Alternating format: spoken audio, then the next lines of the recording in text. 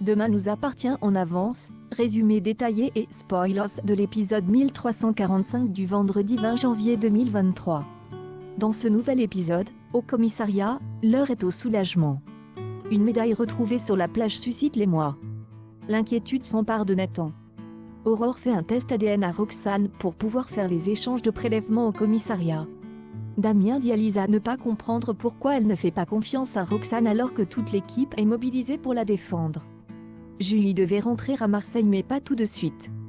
Julie a envie d'appeler Bruno et de le voir. Nathan pense qu'elle va le regretter. Emma demande à Adam s'il a conclu avec la Reine des Glaces. Amel envoie un SMS à Adam comme quoi elle ne se sent pas aller au lycée. Emma conseille de répondre à Amel avec un SMS rigolo et attentionné. Et l'affaire est dans la poche. Christelle commence à douter que Sylvain se réveille. Christelle continue de mentir aux enfants. Charlie pense qu'il faut leur dire la vérité.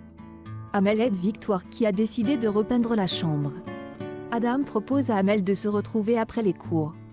Amel a peur de faire une crise à l'extérieur. La légitime défense est confirmée pour Raphaël. Sébastien veut placer en détention provisoire. Et pas le mettre en contrôle judiciaire.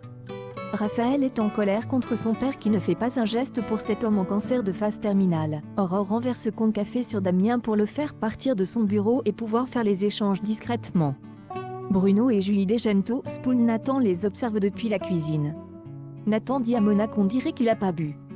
Mais il est dégoûté car s'il avait bu, elle aurait pu voir de quoi il était capable. Bruno a quitté la mère de Julie enceinte. Mais il pensait pas qu'elle allait garder le bébé.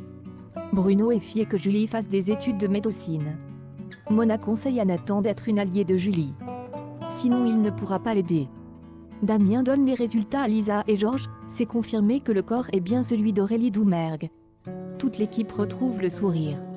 Lisa semble pas 100% convaincue. Lisa dit à Aurore qu'elle est parfois un peu têtue, mais elle sait reconnaître ses torts. Amel amène Adam sur les lieux du crash pour qu'elle finisse par être apaisée. Au début, Amel est en colère puis elle finit par donner la main à Adam pour la rassurer. Ils avancent sur la plage. Sur le sable, Adam trouve une médaille.